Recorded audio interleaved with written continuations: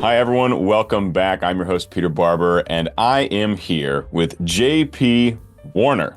What's up, JP, guys? please tell the people who you are and what you do. My name's JP Warner. I'm a music producer and mental health advocate. I'm based out of Chicago, from Philadelphia originally. I work with a bunch of different artists on a bunch of different projects in different genres. Folks know me from my work on Epic the Musical by Jorge. I also work very closely with Tegan Early or Timo on her pop project. Working with Casper Fox on Stories from Styx is an upcoming project he's working on.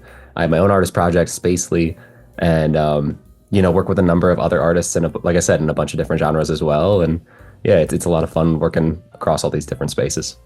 Cool. Fantastic. Let's start with Epic, the big one, the white whale. So Absolutely. how did you get involved with that project in the beginning? Total Nepo, baby. I went to college with Jay. We actually met in I think it was my junior year. We were both in this songwriting club that one of my good friends, Nick, had started up at our undergrad.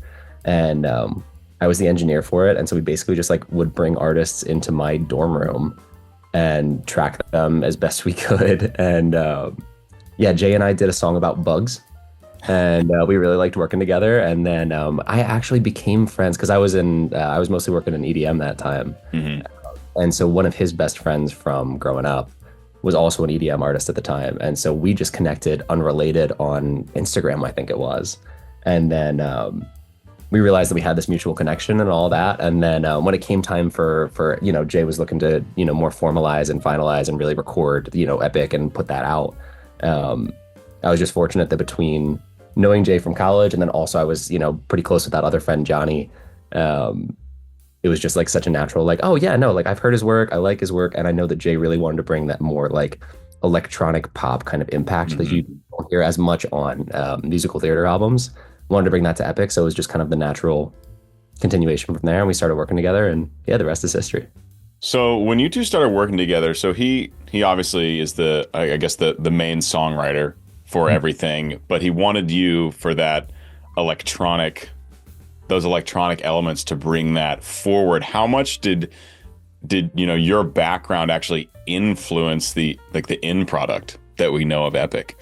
Yeah, that's a good question. One of the things I want to make very clear is that I had no hand in the actual like songwriting or production of Epic. That is all 100% Jay, which I think is Cool. absolutely insane. He like the man taught himself how to produce, and Awesome. basically the first thing he made was Epic, which is just mind-boggling.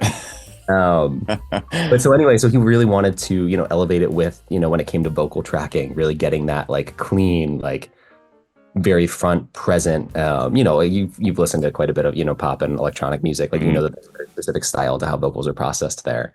I know that that's what he was looking for, as well as the impact of, there's so many big impactful moments in that show, and bringing that, just that skill set of how do you get something to like really hit as hard as it does some of those other like more hard-hitting genres. So that's where I contributed more or less. Was it more mixing that you were doing then? Yeah, so I Oh, was okay. originally, when we put out the first two that ended up having to be taken down just because there was that whole legal issue that Jay went through. Mhm. But so when we first put out those first two, I engineered and I mixed and mastered all of that. And then when Jay wanted to start back up, he was like, you know what, actually, I want to learn how to mix this myself. And I was like, I empathize with that so hard. And this is such, I mean, this, it's such a can of worms to open on yourself. Oh When God, you do yeah. this thing, you're like, I want to see it through to the end. So then I kind of shifted more into like an advisory kind of like, here, let me show you how this works role. And it's been great to see, like, even you can see and like hear the progress from those first releases of the original sagas all the way to like the final one that just came out not too long ago. Like, yeah, it's so cool to see. For sure. Yeah, it's been really Mixing's got to be the most difficult thing to do in the entire music industry, I swear. yeah, and it's this like, I don't know if like hidden gem is the right like way to describe it, but it's like I feel like it's not something that a lot of people think about, but it No. really makes such a big difference. And I remember thinking it was the most infuriating thing for the 8 years that it took me to get good at it. I'm sure you felt very similarly. And then you hit Yes. a point where you're like, oh my gosh, okay, my ears are at a point where I can do this consistently, and that is the greatest gift that I've ever been given. Yeah, kind of get it now. Yeah, it took probably 10 years. Yeah. Solid I mean, decade. guys like Jay who knocked that out in like a year, but it's fun. Superhumans. That's freakish. Truly Yeah. freakish. Okay, awesome. So first two you mixed, and then when you guys went back to redo it, Jay's like, I'm gonna do this thing, and then you were an advisor. So how did that work exactly? Would he send you mixes and you basically provide feedback? Would you be there with him in the room when he's working? More or less all virtual because I was kind of bopping around. I lived in Philly, I lived in LA, I lived in now Mhm. Chicago. Um, and he's Maryland based, at least is at the time. And so that it just really wasn't every once in a while we got in the room together, but very, very infrequently. I think it was only like once or twice down in Maryland. Mm. And then yeah, it was basically just that, send stuff back and forth like, hey, this is not working. You have any advice? Or like, hey, I'm looking to achieve this. Like, how do I do that? Lot of iPhone videos sent back and forth of like, okay, I open up Logic, like here's what you click. Um, yeah, it was a pretty good workflow that we had going. And what's it been like to just be part of this? I'm calling it the epic rocket ship when I talk to people who are involved with the product because it just went more astronomical than probably anyone could have predicted from the beginning. So what has it been like, especially because you were involved, but maybe a little more indirectly, sort of, than maybe like the like a Tegan or a Luke who are there on the tracks. You're kind of a man behind the scenes. So what's it been like, from your perspective, to see this project just go absolutely crazy? I think the coolest part, in my opinion, from what I've seen, is seeing the community of talent that Jay's brought in, like the folks that he's gotten to voice these parts. We all got together in Greece over the holidays. I'm sure you saw there were like a bunch Yeah. of videos about that. They are the most lovely, down to earth people. I've obviously Mhm. like met a number of them before when we were recording, but especially just having everybody in the room. And there were a lot of like new folks that I hadn't had the chance to like really spend any time with before. And it was such a good group of people. Everyone was just so excited to be there and be a part of this rocket ship, like you said. Mhm. And the other piece too that really blew me away, the the fans of this show are not only ravenous, which I think is so cool and They so are, yeah. to create something that like really truly has brought in so many people who are just so hungry for more content in this world Mhm. is really cool. But then B, the fact that he created just such a safe, positive environment online Mhm. is unheard of. I'd never seen anything like it before. Like it's really just such a like space of like positivity and building each other up. And I think that that is really even more so than this amazing piece of art that he made. The fact that he, found all these people and brought them together, so Yeah. cool. It's huge. I mean, I just finally joined the Discord because I'm months behind on watching everything. Hmm. Just because it's one piece of what I do, the analysis videos for the channel, but it's not. My channel's not like all epic, so I'm usually a few months behind all the other channels, like getting to the content. But I finally watched Ithaca, probably it must just a couple weeks ago. Finally got caught up, saw the ending, and then joined the Discord, and it has like 150,000 people in the And like Discord. very engaged people. Like it's crazy. And like the conspiracy theories. I think my favorite part about working with Jay, especially at the end, was he would send me things and be like, does this line sound like, this thing that could get memed? And I was like, no, I think this one's fine. Like I don't hear it that way, but like also you got millions of people who are gonna hear this and Yeah, we'll see. yeah, yeah. That's What? so crazy. Okay, so from an inside trading, what do you think has made Epic so successful? What are like three things that have made it what it is? I think that Jay, as a songwriter specifically, writes such a good hook. Because every song in that show, and I remember him talking about this, of like, he wanted to write a bunch of songs that sounded different from one another, like very intentionally. It was like, let's make I'm blanking on Circe's. Let's make the Circe saga very like electronic centered. Let's make the Calypso stuff sound more like islandy. Let's Mhm. make, the Hermes stuff more of that synth pop kind of thing. Like very intentionally trying to lean in and do every sort of different genre that he possibly could. And the fact that he can write so well and so catchily, if that's a word, in all those different genres, like he writes a vocal melody so unbelievably well. And I think he also is always, he's a master of using a theme, but then, very quickly going away from that catchy theme, but coming back to it, but reintroducing it in a different way. Mm. And the way that he intersperses those throughout the show is a very rewarding thing as a listener, because you're like, oh, that's Telemachus's theme coming back at the end when he's coming back to, like fight the suitors. So I think Yeah. that just the music alone is a big piece of it. I think he chose really wisely just some very sentimental subject material for people of our generation, like the Percy Jackson and like continuation, basically. Yeah. Because it's so fun. Because like I read those books growing up. I don't know if you did, but I did too. Yep. pretty much everyone our age, has read those books, and I'm sure many, many, many more beyond that. And I think that everyone just feels because it's such a heartwarming story about like this like coming of age and all of that, and like coming from the unique perspective of kind of like growing up with that character of Percy. But regardless of how you approach those stories or when you consume those stories, like it's very endearing to like see him grow. And so I think we all have this warm spot in our heart, anyone who would consume those books before, for Greek mythology and the gods, and like we have our like sense of what they're like, and it's fun to see, oh, this god is interpreted in a slightly different way from how I knew them from this other series. Yeah. So I think that's really cool. And then I think the third thing, I think he's just really good at communicating in a very genuine way on social media. I think, because TikTok was obviously the thing that really blew him up. And he, from when he started, that has been very, very, I think approachable is probably the best word. Like he just feels like a guy. Like he's not trying to wear like all the crazy like Gucci chains or whatever. Like he's just a dude who's written this thing that he's really passionate about. Yeah. And I think it's a good like nerdy subculture that any of us can feel like we can comfortably join. I think that's what's also created that community of just like kind, thoughtful, sweet people. It's a bunch of people who are celebrating this like nostalgic love of Percy Jackson or like nerdy love of Greek mythology or whatever it may be. And I think that trio is just, that's how we got here. Dynamite. Yeah, for sure. It's funny you brought up melody writing first. I think when I was watching Vengeance, I think it hit me kind of like just a wave. And I had been watching, like I started watching Epic in May, I think. And then it would be like a month and I'd watch the next saga or so, finally catching up. And watching Vengeance, I was like, this guy writes incredible melodies. Yeah. He really does. Through everything. That it hit me like a wall. I don't remember which song I was listening to, but I was just like, you know what? That's it. Earworms. Like it's crazy. Yes. From like Thunderbringer to the Calypso themes, all these different ones. The Hermes. And in totally different genres, like you mentioned, still the unifying thing being the melodic writing, the hooks. Yeah. Just so many catchy hooks. Yeah. Crazy. Brilliant. That's so cool. Okay, awesome. Let's go to...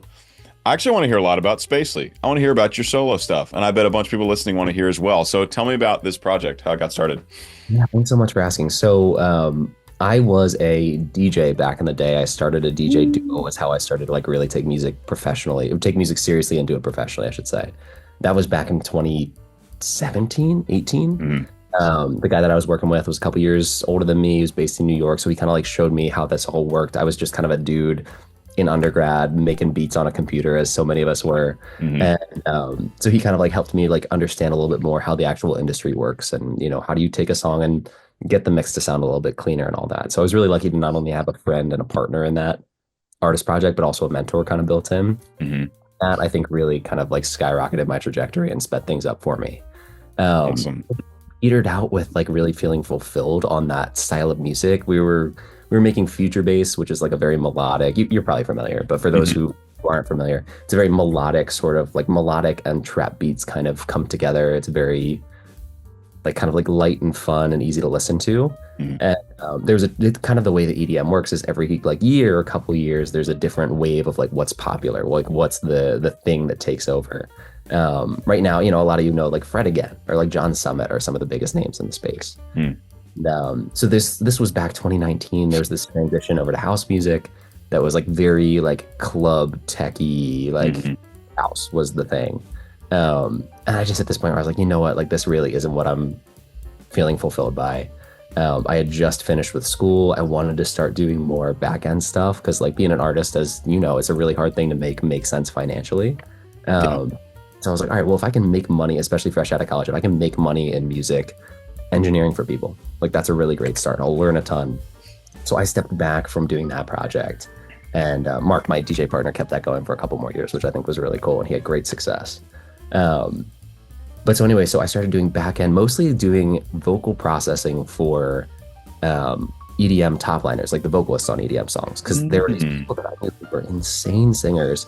But there's a certain skill set that you need to have of knowing how to process. Same with like what Jay was talking about with Epic, of like wanting to bring me in because I knew how to take a vocal and like really make it sound in that style. So I did a lot of that. That led to a lot of mixing and mastering for those DJs who were hiring these vocalists, and they, needed somebody to then, kind of make that song sound a little bit better at the end before they released it. And then this whole time I knew I wanted to do something as an artist. I knew I wanted it to be vocal centric and melodic, like the old stuff that we were making. But I didn't know what that was. That old stuff that we were making, everyone I think in the industry just had heard like a little bit too much in that style. So it was kind of like, all right, I can't just go back and keep doing what we were doing because that's not gonna, that's kind of like passe at this point. And so I hit this point in 2021 where I had probably like 5 or 6 songs written. And I was trying to figure out, I was like, okay, you know what? I just don't like them enough to release them at this stage. But I have 5 or 6 songs, and I don't think that they're anything like bad, but like I just it doesn't feel right yet. And I stepped back and I thought a little bit more about like what actually inspires me? What do I really like as a music consumer? And I've been listening to film scores rabidly since my freshman year. I love film scores. My top artists on Spotify Wrapped are always like Hans Zimmer and like all these different scores. Awesome, yeah. So I was like, okay, I could combine the cinematic nature of something like that with the more electronic kind of structure, use a pop style of vocal, all of that, bring in some like rock influence. I'm a big fan of like Linkin Park and My Chemical Romance and those kind of guys. Gosh, yes. And so that just kind of was such an aha for me. So I basically kind of fused all those together. Didn't even really recognize that the music that I was making and so inspired by was also like a lot of it was coming from like Riot Games, like the League of Legends people. And then that finally clicked. I was like, oh, like that's exactly what I'm trying to do here. But I had this whole vision for a cinematic universe, like like the MCU or any of these, where the project becomes a storytelling medium, and so basically each album in the project serves as like a book in a series or a movie in a series, and you introduce characters and basically following the story of myself and these different people who are kind of like representative of different people in my life. And I know this is a little bit of a soliloquy at this point, but basically, long story short, keep going, man. That's what we're here for. I was really struggling with my mental health coming out of college because I was just trying to figure out like what's my place in the world. COVID hit, like there was all this stuff that really just did not really feel like it was resonating with me, and I felt like I was just aimless, truly. Of I know that I love this thing. I was doing a lot of engineering work for people in music, so like I was doing a lot of music professionally, but it wasn't very fulfilling because I realized I wanted to create. And the engineering work is a little bit more technical, and nothing wrong with it. But I would work, 10, 12 hours a day engineering stuff because, I was just trying to like build a portfolio and get myself out there. And then you get to the end of the day and you're like, the last thing I want to do is sit back down in this chair and like open back up the music making software. And I just didn't really have like I hadn't really been able to like step back and reflect and like know how to manage those emotions at that point. I'd like struggled with my mental health kind of throughout my life, but it never really come to a head, at least not for like several years. So I was really, really struggling with my mental health, struggling with a lot of suicidal ideation. That was a big thing for me. One of my very dear friends in the music industry, he and I, he was based in New York, so I would see him relatively often. And he and I jumped on the phone like, it was September 2019, I want to say, and he was helping me with some like mixed notes on a new song that I was trying to finish up. And I heard like 3 days later that he had killed himself, and I was floored. I was like, we both were doing this like happy-go-lucky like mask thing, and that is just like holy shit. If either of us had been willing to kind of just like open up and like be transparent about the fact that things were not 100% perfect and like like let down that guard a little bit, that could have potentially changed things. And I also look at like how things rolled out for him, and I'm like, that could have just as easily have been me. And so that's kind of what, after I bounced back from that and I took a lot of time to really like make sure that I healed from that and did the work that I needed to do to get to a point where I could process my emotions healthily and feel a little bit more centered and like I knew who I was and all that.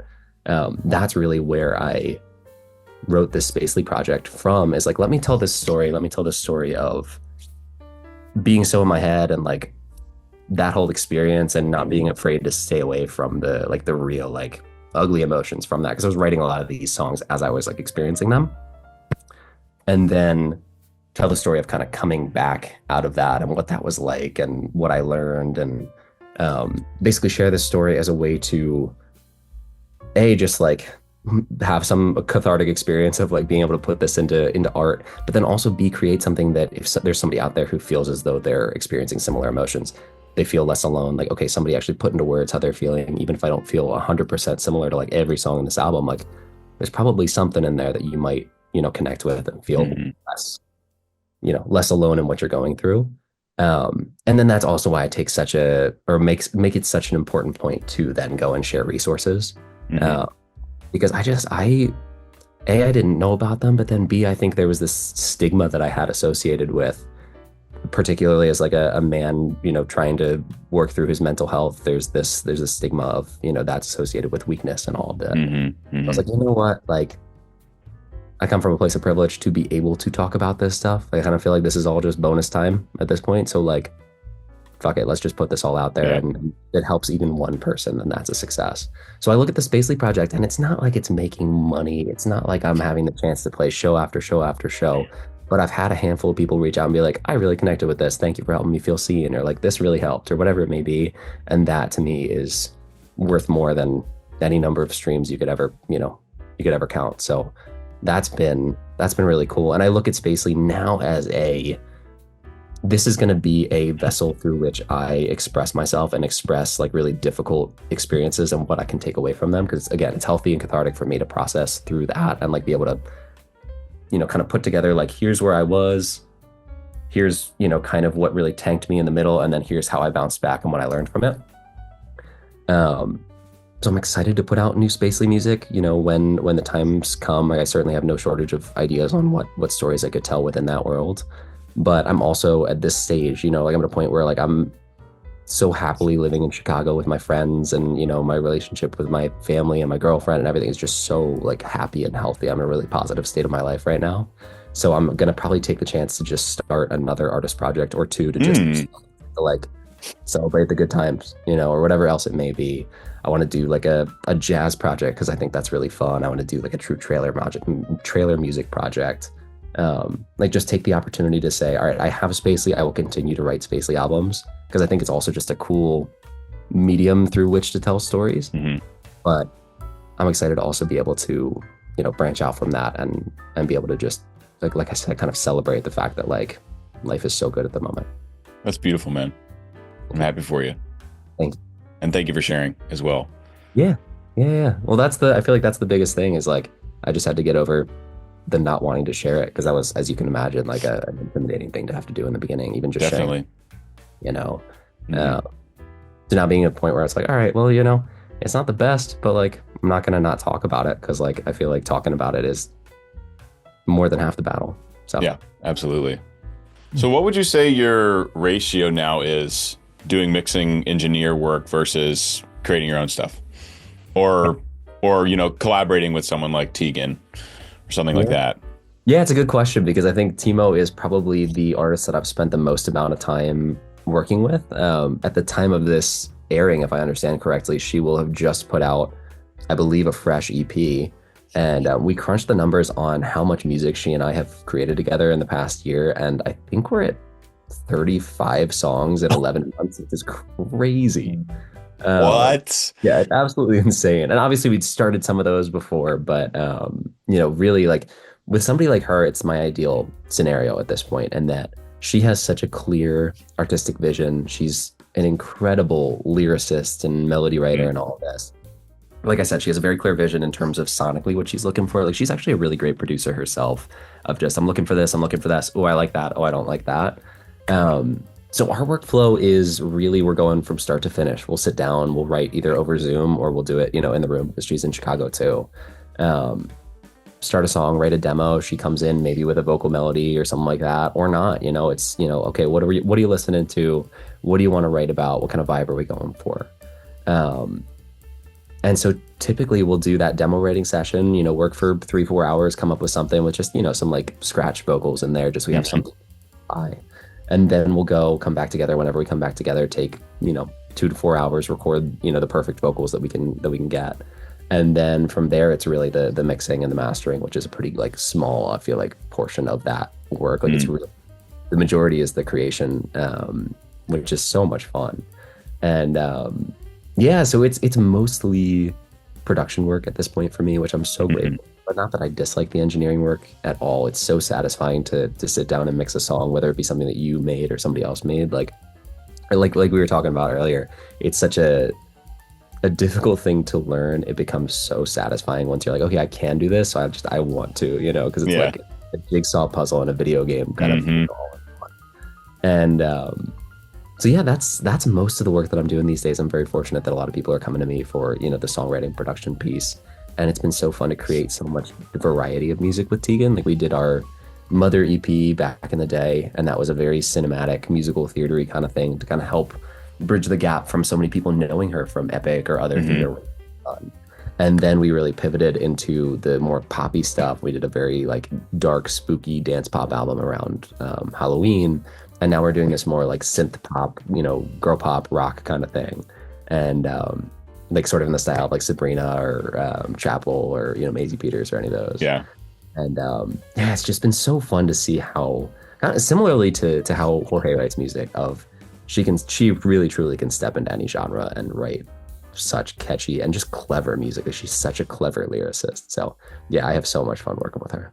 Awesome. Awesome. So that's the next project, and that's wrapped. You guys are basically just waiting to release it at this point.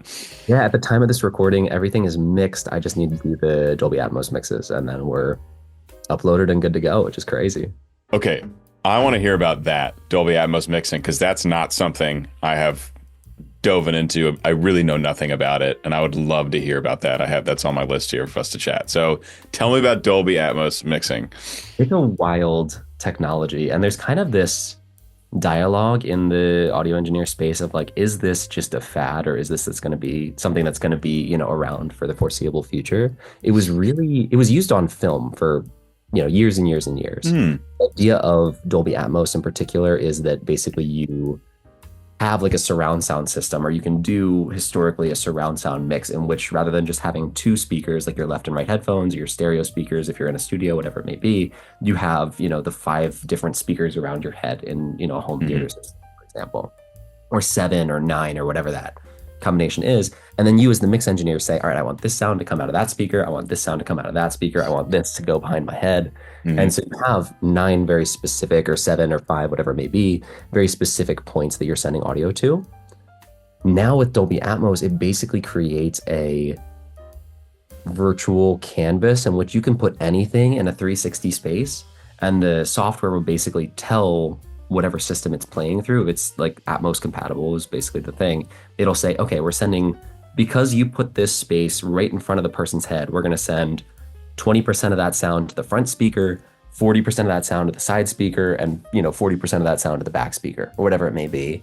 Okay. And you swirl stuff around the head. Like, you just have full 360 control, which is so cool. And that really hit the mainstream with Apple Music and the AirPods, because I think it was the AirPods Pro were the first ones to introduce the like head tracking. So you can turn your head and you're oriented as if you're like, forward of wherever you were last looking. And then you turn your head and like the drums still stay in the same place they were. And you turn your head, you turn your head right, then it's the drums are still now in your left ear, whatever it may be. Wow. I never used them. I didn't know that was a thing. Crazy technology. It is so new to being adapted for music. And it's not like new. I want to say it was starting to be used in like 2018, 19. I'm saying that somewhat arbitrarily. That's the earliest records that I can think of. I'm thinking of like the Billie Eilish records. And like I was just thinking that was the first time I saw it was Where Do We All Go? Or When We All Fall Asleep, Where Do We Go? Exactly. So it's relatively like, at least in the last, I want to say like 5-10 years, that has really been more commercially been used for music. And honestly, it's really just been major label releases, because that's, it requires an engineer with that very specific skill set. There is so little information on how to actually do this thing. And there's a lot you can do with headphones, but also there's something to be said for like sitting in the room and like actually hearing the thing spin around your head, because when you're doing it on headphones, it's using a combination of like reverb and delay to basically simulate that Yeah. sense versus like you're sitting in the room and it's spinning things around. So you lose a little bit of fidelity when you're listening to the Atmos mix on headphones. So I learned about this, and I, as with any of these audio engineering things, I was like, I have found my new hyperfixation. I cannot sleep till I understand how. And so one of my very, very dear friends and a longtime like mentor and collaborator, his name's Sean Jones. He's mixed. He's an incredible mix engineer, Grammy nominated. Like he's one of my great friends from LA. He learned about this a year or two before I did, and he was the one who was really kind of telling me about it. And I was like, I gotta know how this works. And there's, like I said, there's just so little info out there on how to actually make it work. And even the tools like the Dolby Atmos, like music tools that can just be commercially downloaded these days are still, they're not like bare bones by any means, but like they're still, you can tell they're like early in their development. It's not as fleshed out as something like a, Logic Pro or Ableton or whatever, where it's like, this is, tens of years in the making and it's really dialed in. And so he and I back in 2022, three, I don't, at some point in there, I flew to LA and we rented a Dolby Atmos room and basically like mixed my Spacely, a handful of Spacely songs in Atmos, and hearing it in that room and then leaving and then hearing it on headphones, I felt like I actually understood how it all kind of like worked. And think about the fact that maybe you put your reverbs in the ceiling rather than like your reverbs on the side, because you have the option to put the reverbs in the ceiling, and that's to make everything feel glued and like it's in the same space. But if you have the option to put it kind of out of the way, you might as well put it there versus it potentially clouding your elements that you're having floating around like right to your left and right. So I love that thing. It was like the new, as somebody who at that point felt like they really knew a lot about audio engineering, it was this new like nerdy rabbit hole that I could find myself diving into. And you have to do it in Dolby software. You can't do a Dolby mix in like Ableton or Logic. You can do it in Logic, I believe. So how I run it, basically you have it's like the Dolby Atmos renderer is basically, because you send the audio signal to this plugin that then has that 360 space mapped out, but it's a Dolby specific plugin. And then that plugin sends it to the Atmos renderer to say, okay, this sound is in this 360 space. And so you have to basically like kind of like resample each stem into the Atmos renderer and then export everything through the Atmos renderer. But also something like that, it's like you don't have necessarily the option in the Atmos renderer to do something like limiting or do something like EQ. And so you have to get this other like album assembler tool to be able to then do something as simple as even just like putting like a final limiter on your mix. And there's all these very specific rules on how it has to be distributed to store. Like it's so in the weeds, and like honestly doesn't make that big of a difference, but I just love it so much. And like a good Atmos mix, like especially the more cinematic tunes, like I have a lot of layers in my Spacely tunes, so being able to kind of swirl them all around is just so much fun. How long did it take you to become at least whatever level of proficient you are at it now? 6 months to a year, I want to say. It took, I want to say, doing like 6 or 7 records before I really felt like songs before I really felt like I understood. Like, okay, now I know, like I can put this here, I can put that there. And there are certain like, because basically you open it up and it's just a blank canvas and you're like, where do I even begin? What's going to sound good? Do I put the drums and the vocals like right on the person's head? Like right in the middle? Do I put them on the wall? Like as if it were, because again, if you're thinking you're in like a theater room, like, do you want it right in the middle of the room where the person's sitting? Do you want it to feel like it's coming from the wall? What's going to feel natural? Where do you put the reverbs? Where do you put the delays? What do you put behind you? What compromises do you make for something that you're going to put behind you when you know that 99% of people are going to be listening to your song on AirPods, and you're going to lose some fidelity of, the thing that you're putting all the way back versus the things that are like right up front as if they were going through the normal stereo speakers. So there's like, I think it was just having somebody to guide me through that process of like, where do I even begin, and just like help me figure out a structure was so helpful. And I'm sure as it's used more, because it's not, once you figure it out, it's not like, incredibly, incredibly difficult. But again, you're kind of walking, it's like opening up Photoshop, and it's like you like You're like, I just want to make a square. Like, where do I begin? Uh, but it's really satisfying, like any of these things, once you have that figured out. Yeah. Okay. And if you send a normal mix through a Dolby system, what happens? So a Dolby system or any system will still have your normal front, left, and right speakers, so it'll just go through that. But it's like if you're sitting in a movie theater and like you're not gonna feel like the movie's any like worse for the speaker, for the sound coming out of the front speakers. But if you're in like an IMAX theater and like I always remember the Christopher Nolan Batman movies, The Dark Knight, he's like sitting in Yeah.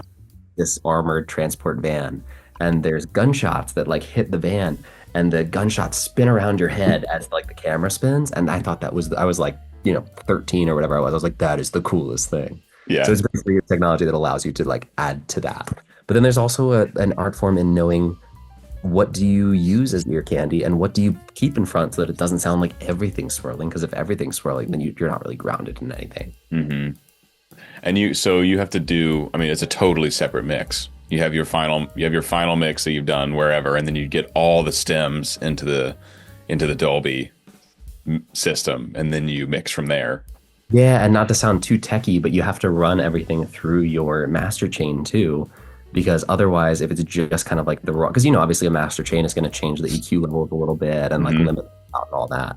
So you either have to run it through the master chain, which takes a little bit longer, but like then it makes it sound more cohesive, like the actual song, or there's like you can find ways to kind of like tweak or EQ things to basically make them all sound a little bit more like the original master, because you don't want it to sound like vastly different. Like you don't want to be Right. like, oh, that vocal is way louder or way more bright or whatever it may be. So in some ways it's easier because you're really just trying to honor the original stereo mix and add to it. Yeah. But then also like you're like, oh my gosh, like I have this center of truth that I'm trying to get this other mix to kind of like get back to. And so it's kind of, you're doing a lot of fine tuning to get it to feel like that happy medium.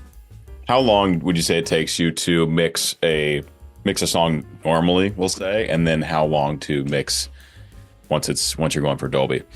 Yeah, so back when I started, it was hours or days to mix a song because I was always back. I'm sure you know this feeling. You're like, this sounds amazing, and you bounce it out, and you go listen in your car, and it sounds like it's coming through like this tinny little speaker. It's like, well, back to the drawing board. Now I feel like honestly the biggest difference is I've just figured out some workflows that allow me to get things a lot more, do things a lot more quickly, like and more consistently as well. One of the big ahas that I had was, okay, my mix is going into my master. I feel like in my master, I'm having to do a lot to change to get it to sound as though to get it to sound as though it's as balanced as any other commercial mix that I hear out there, commercial master. So I started using, there's a plugin by Isotope that's like a match EQ, where I just like run every stem through that, and I'm like, all right, let me just kind of like nudge this sound in the direction of the master that I want it to sound like at the end. So that sped things up immensely for me because there's a lot less guesswork. I know that it's kind of because it basically takes whatever your original sound is and it'll do like various EQ accounting for like, okay, there's a dip in, like 2000 hertz compared to what the master is that you're trying to get it to emulate. So we'll just like very specifically do that without you having to think about it, versus like before I would have to listen for it and kind of guess and like do a little trial and error of like, I think it's like somewhere in like the 1K like K range, I think. So that takes a Yeah. lot of the out of it, which is really nice. So now I'm doing a stereo mix in like an hour and a half. Wow. But actually an Atmos master is much quicker, I've found, because at that point you're just bouncing out the stems. You take the like exporting time out of it, which can take however long. I mean, honestly, I bring in the stereo mix, or excuse me, I bring in the stereo mix stems. Everything starts in those front left and right speakers. I say, oh, okay, this is a cool like shaker pattern. What if I threw that in like a circle around my head? Oh, this is a cool synth. What if I had that kind of like going forwards and backwards? And I already know that like in my stereo mix, it was panning left and right. So this sound is going to be kind of like going, like forwards and Yeah. back. I don't have like video for the people watching or listening, but it's like kind of going left and right and forwards and backwards. And so you're kind of doing these cool little patterns that, because again, it's a pretty subtle thing, right? Like the moments that really grab you are the like very intentional and kind of like slower dramatic ones, where you're like the gunshots in the Batman movie, where it very clearly like whips around your head. So I Yeah. try and emulate that. I'm like, all right, let me leave the drums for the most part, or at least like the main drums in the front, Let me leave the vocal in the front. Let me leave like the main bass in the front, like as if I'm sitting and listening to a song on a normal speaker system. Hmm. But I'm just then adding to the experience by having certain ear candy elements kind of like float a little bit around.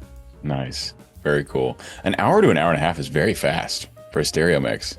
Thank you. So this is like, it's all fully produced, but this is pre-EQing, pre-compression, pre-panning, pre all the mixing stuff, or is it? Yeah, my mixing workflow has dramatically simplified in the past couple of years, and they sound better than they ever have.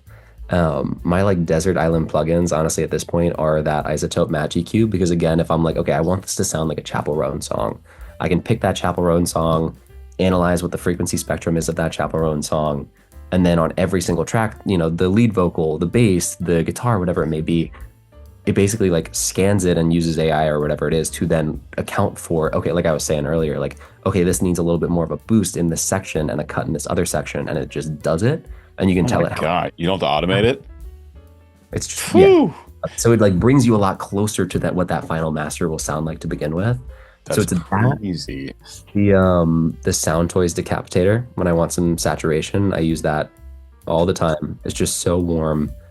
And then I just started using in the past like 4 months, and it's been a total game changer for me. The Oak Sound Bloom, which they also did Soothe too. I don't know if you know Too, about it. yeah. I did a trial for that, and I've been meaning to actually get it. I would The trial ran recommend out. I reach for that, or I reach for Bloom over Soothe 9 times out of 10 these days. Okay. Basically adding an EQ, like a multiband compressor slash EQ that's also responding to the frequency spectrum and like kind of accounting for those I'm blanking on the name right now, but where you have those sibilance regions that kind of like Yeah. stick out. So between those and just like, some compressors on the master chain and just dialing it in to make sure that it's the right volume coming out and all that. And then just, going back and forth with your reference track and being like, okay, is my vocal the right volume? Is my kick the right volume relatively? Is my snare the right volume relatively? And again, does it like feel like it really hits and it's like a satisfying delivery when we get to the chorus or whatever section that might be? Sure. Yeah, it's just that I feel like the less that I've done, the easier it's been and the more quickly it's gone. And again, the mixes just sound like I don't know, like it just sounds like a little bit cleaner and simpler and warmer, and it just sounds like, yeah, like I'm doing less to, I guess, try and like overcompensate, if that makes sense. Because I feel like I used to like really dramatically do things or whatever to try and get it to sound super different. I'm like, you know what? No, like if I want this to sound warm, I'm going to trust that the match EQ is going to, pull out some of the frequencies that are a little overbearing or that are going to make it like feel weighed down. And then it's really just problem solving from there. If I'm like, ooh, okay, like this one synth could use a little bit more brightness, a little bit more sparkle, a little bit more impact in the chorus. Let me go do a little boost, but like a very slight boost at like 10K to just like really have it hit in whatever moment. Yeah. Maybe. Yeah, it's been a total game changer for me in the past couple of months, and it's really satisfying. Less is more. 80/20. Yeah, truly. Awesome, man. Okay, let's talk a little bit about Stories from Sticks, because that's a cool project that we're both involved with coming up. So what is your role or roles in that project? Yeah, well, first off, I love your part in that. I was just working with Casper, I think last week, and so we were Cool, going through. man. Yeah, you sound fantastic. Thank you. Yeah, it's really fun. So on that project, on whatever the word would be for, excuse me. But like my roles and responsibilities are similar to what I was doing for Epic originally. I'm recording, like actually physically recording in the room with Casper and with Tegan and a handful of the other cast members. But a number of the cast members, especially with Casper being Europe based, like a number of them are from around the world. So in that case, a lot of them just recorded from whatever home studio they could find or like local studio that they could get to and just sent their files remotely. But so basically I was getting like from somebody like you, who obviously has their own, home studio setup, sent a handful of vocal takes on each pass, and then basically comp the vocals, which again, I'm sure you're familiar with, but for those who aren't, you basically take the best parts from each take. So let's say that Peter sent me 3 takes. I'll basically say, oh, I really like this phrase from take 1. I really like this phrase from take 2. And I really like this phrase from take 3. And we smush those all together to make it sound like one, like perfect take, basically. So I'm doing that for everyone. Like I said, I'm recording Casper and a handful of the other folks too, who are able to come to Chicago. And then I'll be mixing those as well. And yeah, Casper has such a great project, and he had originally actually approached me asking if I wanted to like get involved in the actual production of it too, like the songwriting piece. And I was like, yeah, that sounds great. And then he showed me what he had already. I was like, my guy, this is dope. Like, you just need to put this out as is because it's already so good. And yes, I can maybe add a little bit more to it, but like, you're already 99% of the way there. So just like go. And then if you're writing new songs down the line, let's work together on like writing new songs down the line if you want, you know? But like, that dude is so, I mean, you know him, he's so humble, I feel like, when it comes to things that he's created, when he also has just made something so already so good. So yeah, I'm really excited to have those final masters done and be able to kind of show the world Cool. So really mainly the mixing and mastering side for that particular project. exactly. So And So Casper's, he's produced and he'll send you the stems that he's made and then you'll take it from there. exactly. Cool. Exactly. And then And vocal processing and all that stuff as well. yeah, exactly. Just try and get. And again, he approached me to potentially work with him on the creation, and it was just already so good. I was like, I feel like I'd be doing you a disservice to touch this. Like, this is just dope. So yeah, I'm really excited for folks to hear what he's done. And it seems like people are already really excited about the project. I feel like it kind of scratches the same itch as Epic, but it's a different take on how to tell a story within that Greek mythology space. So hopefully this is just the first of many of these that he's gonna be able to do. Yeah, it's a cool space to operate in, and yeah, the fan base that like he and Mortius have gotten from the YouTube channel, they've gotten a chunk of that ravenous fan base, and now they'll follow them anywhere. Yeah. And they both, I mean, Mortius has seen such huge success with his recent EP, his first time putting out music, which is also something we should talk about because you played a big part in that as well. That was when I wrote and produced all of that and like mixed and engineered all of that for him. Yeah. Yeah. So just I should say he wrote the vast majority of those vocals. I helped him a little bit on, like certain areas in which he was stuck, or was like, how do I make this flow a little bit better or whatever. But yeah, I had a big part in creating the instrumentals and basically making it sound ready to go. But I was just checking those out on Spotify the other day. Like, he's doing really well. Yeah, to see that kind of support for basically the first music he's ever released. I mean, he'd done some covers before, but not at a professional level. Like when he's got you and Tegan on board, like the quality is so different now from when he was just having fun making a cappella covers or whatever a couple of years ago. And now it's like 3 professional songs. It's a really wonderful EP. I just made an hour-long analysis video for it a couple of weeks ago. Really, really enjoyed it. And yeah, to see that much support, which I mean is all these people that have come through Epic to support these creators.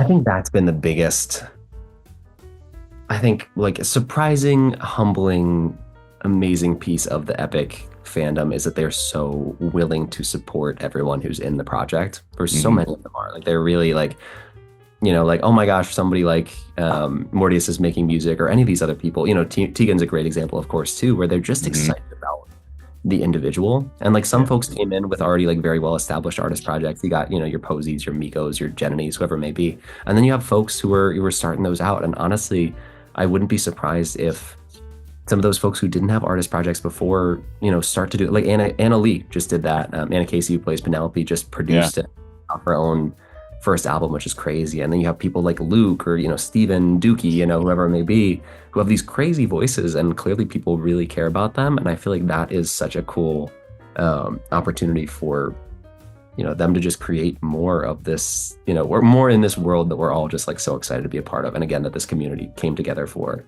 Yeah. I think. And you are also singing on Stories from Sticks, right? You have a role in there. I do. I need to be honest with you. I cannot remember my character's name to save my life. But the art looks insane.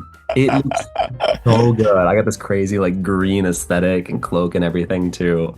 And I don't want to like share things that haven't been shared publicly at this point, but I'm part of the underworld crew. There's like a little like underworld trio, and it's I love it. It's Casper has sent me a few of the. Oh, and there's the cat. Hello, kitty. I thought I saw an ear poke out a second ago. This actually, can I tell this story real quickly too? Yeah. So Tegan, Tegan Early, she is good friend. Oh shoot. Oh, he just opened something. That's all it was. She's good friends with this family that is traveling. They work on like tours, like theater tours. They're in Chicago for the Harry Potter Cursed Child show at the moment, and they leave in February. And they have 2 little kids. One's 7, one's 5. Last I heard, and they're traveling a bunch. So there's it's hard to like find something that makes each new city feel like home. And so this cat showed up on their doorstep with an order of DoorDash, like very early on into their stay, and absolutely soul bonded with the 7-year-old daughter. They just absolutely loved each other. And so they reached out to the owner of the temporary home, basically being like, this is an Airbnb or a Verbo or whatever it was, and they were like, hey, like this cat showed up. We asked a bunch of people, like, nobody seems to have lost a cat. Like, we'd love to keep the cat, like, is this okay? And the owner came back. I was like, you know what? Like, if it was a dog, maybe a different story, but a cat, I really can't do. Like, we have really bad allergies. Like, it just can't. Yeah. They're like, well, our choices are now to either give this cat to the pound, I guess, and like break our daughter's heart, or I guess like find temporary housing for this cat for a couple months in like a city that, like we're like relatively new to. And so they asked Tegan, because that was, like I said, one of their close friends in town. And she just put on her story, like her close friend's story. She was like, hey, is there anyone in Chicago who like might be open to housing a cat until February? And I always grew up with cat allergies. I was a dog person, or I am a dog person through and through. But I was like, you know what? Let's check it out. Like, if it's bad, it's only until February, and if it's good, then I know that I like cats. Yeah. So we've had a great dash after DoorDash, because that's how we arrived. I've thought about having a cat or an animal of some kind in my house now, but I do travel a lot, which is and sometimes I'm gone for months at a time for an opera festival or something like that, and so it's kept me away from it. I'm a dog person too. I have had multiple dogs at my family home from when I was born until still to this day, 31 years later. So, but cats are a much more manageable pet to have. It's lower maintenance, it's lower cost. They can live on their own for a weekend. They're just easier to take care of. And so, like, since I'm living on my own, I probably wouldn't get a dog yet with all the travel, but I've been on the fence about a cat for a while. Yeah, they are fun. I will say it was definitely a learning curve for me figuring out how to play with a cat versus play with a dog, because dogs love it when you're roughouse, or at least the dogs that I've been close to. Yeah, Dash did not love it. I got a lot of scrapes, a lot of bites. But we figured each other out. But. So how long have you had this one, and how much longer do you have this one? Then December maybe, November possibly. Yeah, December, and he leaves in about a week actually. So we're savoring the time. That's a nice view there, just fur. He's giving the people a show. Yep. Hello, hi. Adorable. That's a pretty good cameo. Okay, so we've talked a little bit about this, about how you've got your life structured now, and how it's a really great balance. It seems like. Do you have any like big career goals that you're chasing towards? I think the biggest one that really was an aha as of like a couple months ago. All right, but I'm gonna scoot you over ever so on the keyboard. And is that it finally clicked for me. I was so like laser focused for so many years in an unhealthy way, truly, on like, okay, I need an artist project to really be the thing that like helped me rise to success. And then things, obviously, as I spoke about earlier, things, really like life kind of took me through some turns that I wasn't expecting, and it kind of put things back into perspective, and like, why am I doing this all to begin with? And so I'm really fortunate that for the past two plus years, basically, I've been able to do music full time and, pay my bills and all that. It's like such a blessing to be able to do. I mean, again, you know that experience. It's such a humbling, oh my gosh, like my passion is my work. And like the biggest thing I need to work out for is like burnout and not doing too much of it, But recognizing that, and also thinking a little more practically around the fact that like, okay, if financially I'm set, then like doing this music stuff, it doesn't have to be an artist project, because I'm able to work with so many other amazing artists like Tegan or Mortius or any of these other folks. That frees me up artistically. Like, what do I want to do? And so Spacely is very near and dear to my heart for all the reasons that I said earlier. I love that project. I will continue to do that project. I have at least 3 albums I want to do with that, maybe 5, maybe more. Again, I'm looking at it as like books in a series. But really for me, I want to do the Jack Antonoff kind of approach of like artist project and also producing for a bunch of other people. He's the Taylor Swift producer and the Chapel Roan producer. I don't know if he's Chapel Roan, Carpenter, a bunch of those like, wow. He's working with like all those big names. So I love that model, but as of the moment, like I feel like outside of, continuing to work with other artists that really inspire me, because that's been like really, really fun and rewarding. And I just like, working in different genres, like I said. I want to, as I was saying earlier, just say, all right, well then if I'm excited to do jazz music, let me go do jazz music. Or like I've been listening to like Rufus Du Sol and Ben Bomer for the Mm, past 5 years religiously. Love them. So why don't I do a project in that style? That's kind of what I'm thinking next, is that'll be my more like feel good, like just kind of like light, happy, kind of like house and singing kind of project.